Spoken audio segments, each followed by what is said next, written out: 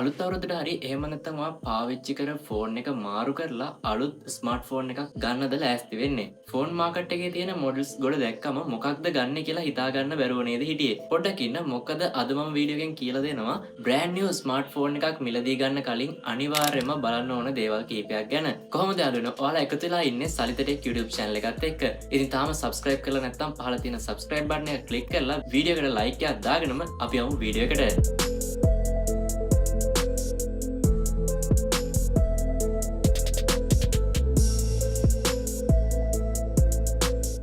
හරි පළවෙනි සහ වැදගත්ම දේ ජෙනුයින්නස් නැත්නම් ඔයා ගන්න ෆෝන් එක ඔරිජිනල්ද කියන එක. ලංකාවේ මාකට් එකේ දැන් රීසේල්ඩ් රීෆබ්ලිෂ්ඩ් ෆෝන්ස් බ්‍රෑන්ඩ් නිව් කියලා විකුණනවා. ඒ නිසා මුලින්ම බොක්ස් එකේ සීල් එක හරියට තියනවද කියලා බලන්න.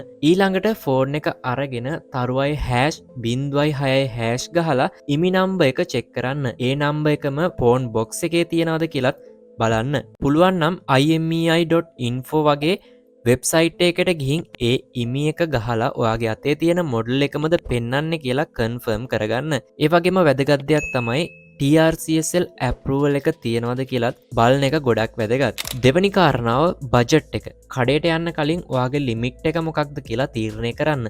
ලක්ෂයක් දීලා ගන්න ෆෝන් එකකින් කරන වැඩේම සමහරට රුපියා 60-70,000ක ෆෝන් එකකිනුත් කරගන්න පුළුවන්. ඒ නිසා තමන්ගේ සාක්කුවට දරන්න පුළුවන් ගාණක් මුලින්ම ෆික්ස් කරගන්න. තුන්වෙනි පොයින්ට් එක තමයි 4Gද 5Gද කියලා බලන්න ඕනේ. දැන් කාලේ ෆෝන් එකක් ගන්නවා නම් මම නම් කියන්නේ අනිවාර්යයෙන්ම 5G ෆෝන් එකට යන්න කියලා.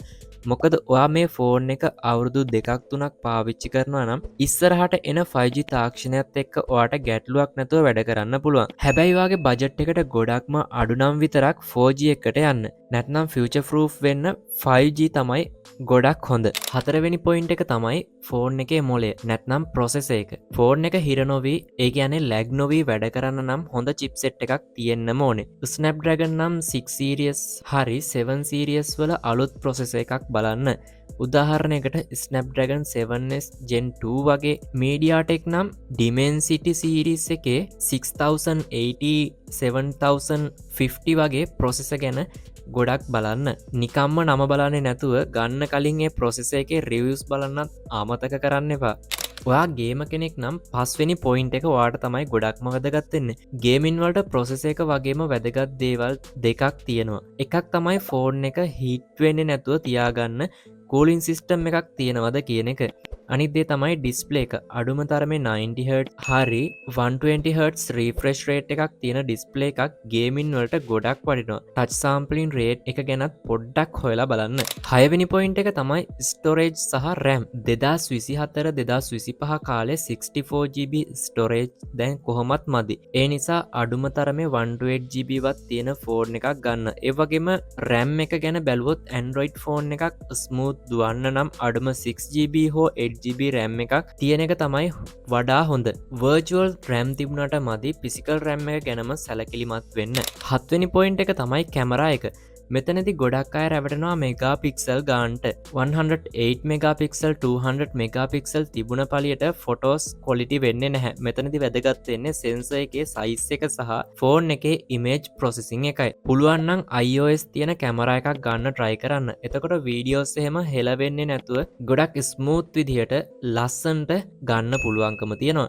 දවල්ට වගේම රෑටත් ෆොටෝස් කොහොමද කියලා YouTube reviews බලලම ගන්න අමතක කරන්න එපා. අවසාන සහ අටවෙනි කාරණාව එහෙම නැත්නම් වැදගත්ම කාරණාව තමයි බැටරි එක. අද කාලේ අඩුම තරමේ මිලි ඇම්පියර් 5000ක බැටරි එකක්වත් තියෙන්න ඕන දවසම ෆෝන් එක පාවිච්චි කරන්න. ඒ වගේම තමයි charging speed එක. පැය ගණන් ෆෝන් එක charge වෙන්න තියන්න බෑනේ. ඒ නිසා අඩුම watt 33ක් හරි ඊට වැඩි fast charging තියෙන ෆෝන් එකක් තෝරගන්න. ඒක ඔයාගේ time එකත් ගොඩක් ඉතුරු කරයි. ඉතින් ඔයා වීඩියෝ එක අවසාන වෙනකම් බැලුවා නම් මෙන්න මේ කරුණු ගැන සැලකිලිමත් වුණොත් ඔයාටත් පුළුවන්කම තියෙනවා කඩේ අය කියන බොරු වලට අහු වෙන්නේ නැතුව ඔයාට ගැළපෙන ඔයාගේ වැඩවලට අවශ්‍ය කරන විදිහට ඔයාගේ බජට් එකට ඔයාගේ අතේ තියෙන මුදලට අවශ්‍ය ස්මාර්ට්ෆෝන් එක ඔයාටම තෝරගන්න පුළුවන්කම තියෙනවා. ඉතින් මේ කතා කරපු කරුණු වලින් වැදගත්ම ඒ කියන්නේ ඔයාට වැදගත් වෙච්ච කරුණු මොනවද කියලා පහලින් කමෙන්ට් කරන්න අමතක කරන්න එපා. වීඩියෝ එක වටිනවා කියලා හිතනවා නම් යාළුවන්ටත් බලන්න ෂෙයා කරන්න. සලිතරේ YouTube channel එක තාමත් subscribe කරලා නැත්නම් පහළ තියෙන subscribe button එක click කරලා bell notification එක all දාලා තියාගන්න. ඒවගේම වීඩියෝකට ලයික් එකක් දාන්නත් අමතක කරන්න එපා. ඒ වගේම තමයි අපේ WhatsApp channel එකේ link එක පහළ description එකේ වගේම comment section එකේ පළවෙනි comment එකේ pin කරලා තියෙනවා.